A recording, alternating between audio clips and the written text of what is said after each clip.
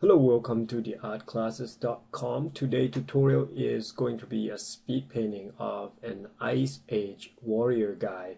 This one is approximately 30 minutes total, and I use Photoshop and a Wacom tablet. If you're a beginner, this one's a little more advanced, but I'm going to try to explain everything really simple in the beginning. So basically in this image, there's two basic value. That's, the outside of the snow and the guy. So the guy standing in the shadow. So if I were to break this image down into a simple silhouette, it would be something like this. So you see there's three value outside. I'm just going to turn the snow off. So it's basically the three sets of really cool color of blue, and then the inside just going to be a two or three sets of dark gray. So this line split between light and shadow, and I designed a character inside the shadow. So that's basically what it is. And whatever you paint in the shadow, trying to maintain this within this three value that I have. And then when you paint it outside, maintain those outside value that you have. And also, I'm just going to show you here the dark value, even the lightest light, it will not exceed the brightness of the shadow and the light. So even the lightest shadow will be like 44%, and the dark value of the light area would be a lot higher. So those are the separation of value of in the light and shadow. Anyways, let's get to start. So I'm just gonna start off with you can start out with a blank canvas, or starting from previous painting that you have. This is a previous speed painting that I did. It's supposed to be in a horizontal form because it's supposed to be a spaceship that crashed into the snow. And I like the color palette, and I like to keep the color palette. That's why I'm gonna paint over it, and just gonna make the total new image off of this thing. It takes a while to get used to it if you never paint over a painting before, because all these lines inside might get you confused, or like, where am I going to go? What am I going to do with it? A lot of people are probably more comfortable with painting over the blank space, or not totally blank, but like in grayscale or blue scale, or sepia tone, or whatever it is, whatever you like to do. And mostly if you design a character, I like it in the vertical format. So this is what I'm doing, the vertical format. And sometimes if I'm designing the scene or environment, or trying to tell a story, like storyboard or something, it's better in the cinematic scope. So when you do a horizontal format, it's a lot better because you can see it in the wider scope, like a normal range of people that are seeing in the wide vision. And vertical format is good for character design or comic book cover and things in that nature. So now I'm just putting his silhouette, and as you can see, as just one value, I get a separation of value between the light and the shadow of both outside, which is like the open snowy mountain and all those things. And the reason it's called speed painting, because in this kind of painting is more like a compositional, trying to find a composition and trying to find the scene. Is more like a quick storyboarding or quick concept art. That doesn't take you a long time to do. So most of them are pretty rough, but a lot of people can done it really nice and a lot better than I do. It's pretty popular among concept artists. It's not the video that sped up the painting you call speed painting. Speed painting is something that you can, there's some rule that some of the forum has a 30 minutes time limit, which is, this is 30 minutes time that I'm setting for this one, the whole thing. And some of them are a little more linear. You can go up to like an hour, 45 minutes, and that's probably a more median or formal range of time for speed painting to be done in, like 45 minutes or an hour in one sitting. But yeah, in some forum they're strictly like 30 minutes, which is, I think it's pretty good because you can challenge yourself, and it's gonna take a while to get used to the speed. You don't want to try to force yourself within to the speed if you are just starting out painting, I would recommend that you slow down and maybe spend a few hours trying to finish something and trying to get something to look decent before trying to rough out and just doing speed painting. So this in the silhouette, once I have the silhouette that I have, I just break it down into big pieces first, like the big cave and what party I want for the helmet and his facial feature and just some big piece of value within the body, so that you can have like a shape to take a look at, and if those shapes will be working, if those shapes are working within the image, and will they work together. So you can just, I'm just trying to find. So, and mostly speed painting, I have no plans. I just have something, and this is what it's for, because you don't plan, you don't usually plan a speed painting. You might look up some reference, and that's okay, but you don't, because this is actually a composition, so it's kind of like you're doing a comp, but it's a more, a little more advanced form of composition, because you have to deal with color and value at the same time. But you can start off just doing black and white speed painting. If you're just gonna start doing speed painting, I would recommend doing monochromatic, not black and white. It will be a lot easier for you to deal with. Like this one for me is sort of similar to monochromatic, because it's mainly in the blue hue or within the cool area of the color temperature. So if you pick, you know, just pick your palette or color range or value range that you're going to be working with. Value, you're probably working in a full scale value, except for the lightest light and the darkest dark. But from the color standpoint, I would recommend working from monochromatic first, and then you can expand within the range of the color span within, like the blue to blue green, or the blue to blue purple, or maybe sometime you can red to orange and yellow to green within the same range of temperature. That will work out really well.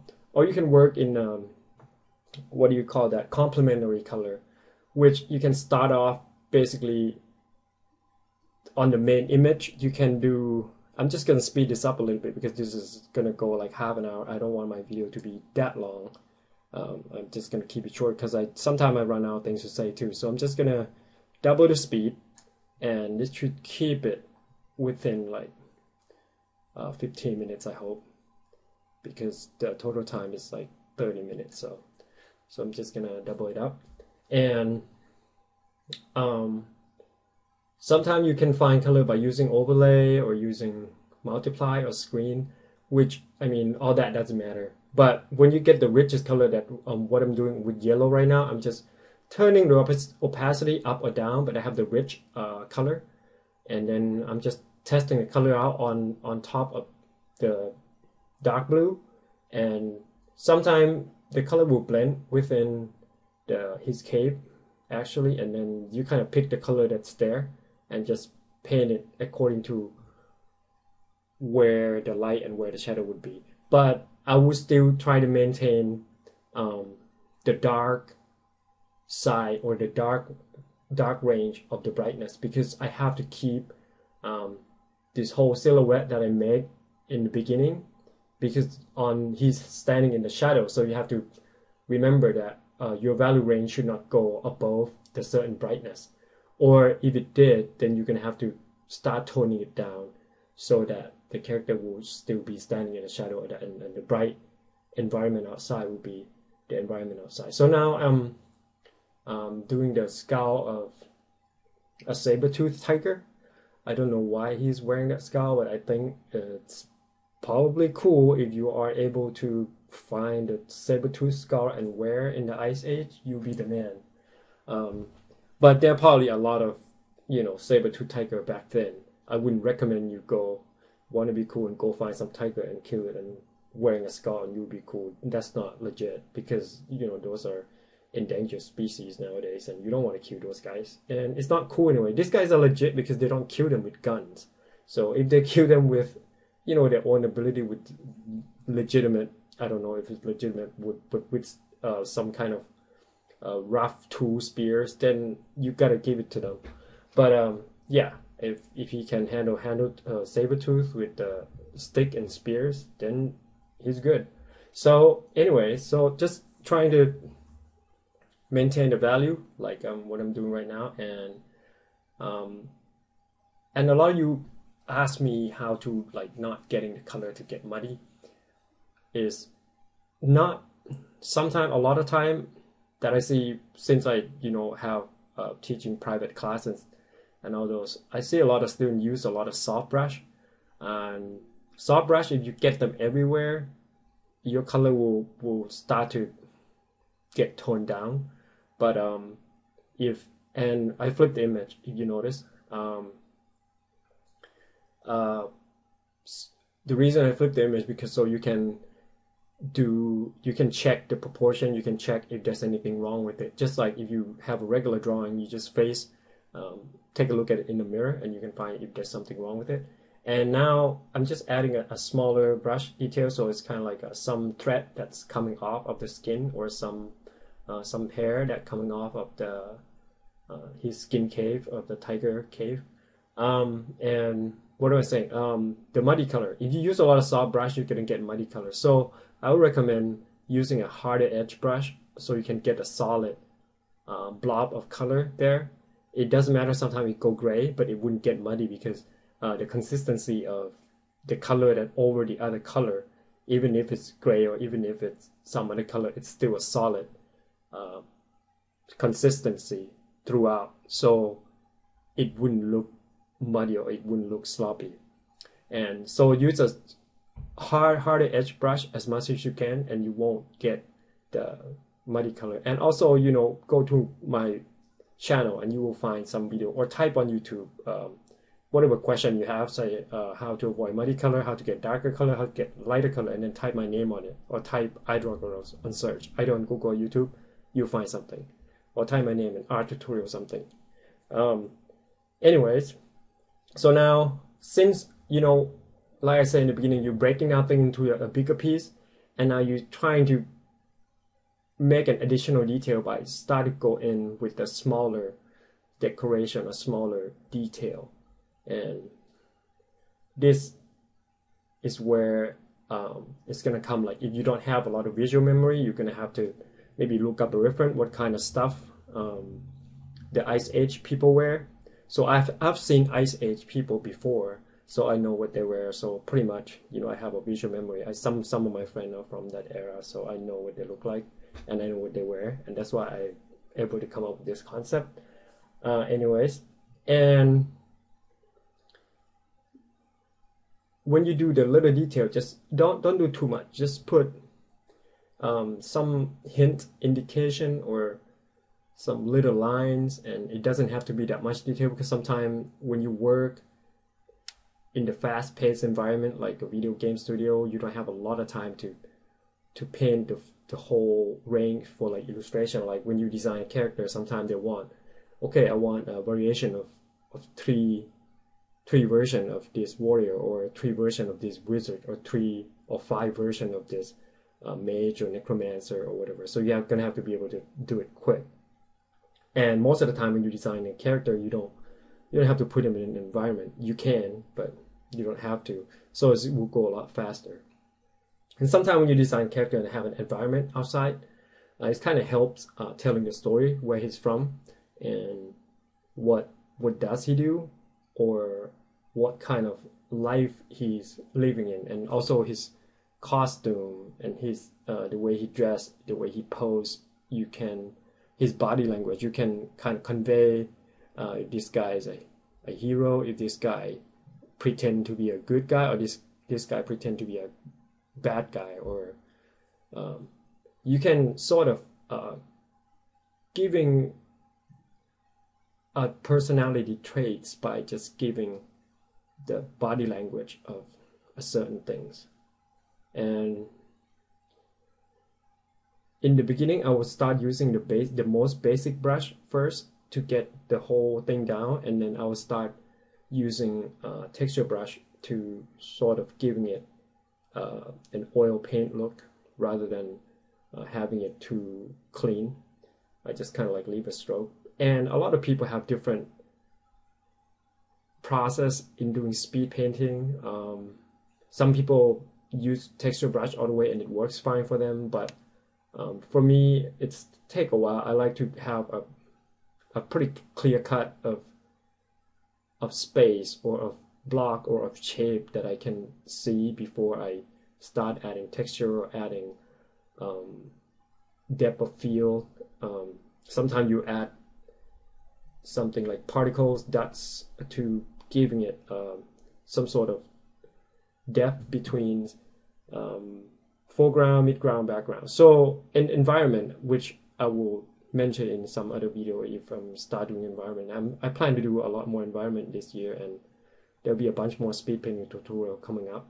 So anyways, so as you can see, I toned down a lot of the fresh color that I had before, except the yellow. I kind of trying to keep a little bit of it in the light, but most of it's in the dark, and most of his body, or 90% of his body, is pretty much in the shadow. So keep it, when I establish that in the beginning, I'm keeping the value, so you know, because you already know since the beginning that form and that value works. So now I'm adding the shadow right behind him. So anyway, this is pretty much done, and it's within 15 minutes. Yeah, but the total painting time is about 30 minutes or less. Anyways, and I add some dinosaur with wings. I don't even know if they live in Ice Age. I just add that. Just thought maybe that's cool, because I know that they have mammoth, but I don't even know if they have dinosaur that have wings. But you can't have the mammoth that flying. But anyways, thanks for watching the tutorial, and also, you know, go visit my channel. I have a bunch of free tutorial, 200 or 300 of them, that may be useful to you. And I also have premium tutorial on my website. Go support the free video and maybe buy it. It's like, sometimes it's $7 or a few bucks or whatever. And I also have a private session that you can take, and I'll just, you know, trying to improve, or yes, I do improve your painting skill and whatever you want to learn in painting, either character design or environment or creatures or whatever that you're interested in, that you think I will be able to help you with. That has been worked out pretty well. So anyways, yeah, thanks for watching, and at the end of the video there's going to be more tutorial that I have a link to, more tutorial you can click on to and watch, and hopefully you learned something from this one. All right, have a great, wonderful day. Oh, also, I'm on Facebook. So now I do a bunch more activity on Facebook. So you can search for my name, Xia Taptara, and then just friend me or something. I do speed painting daily now. Or I'll try to keep doing the speed painting daily for like 375 days for the rest. Gonna try to keep this up, and there'll be more speed painting. Some of them are successfully recorded, some of them kind of sucks. So anyways, just bear with me. All right, there are more tutorial coming up. Bye-bye.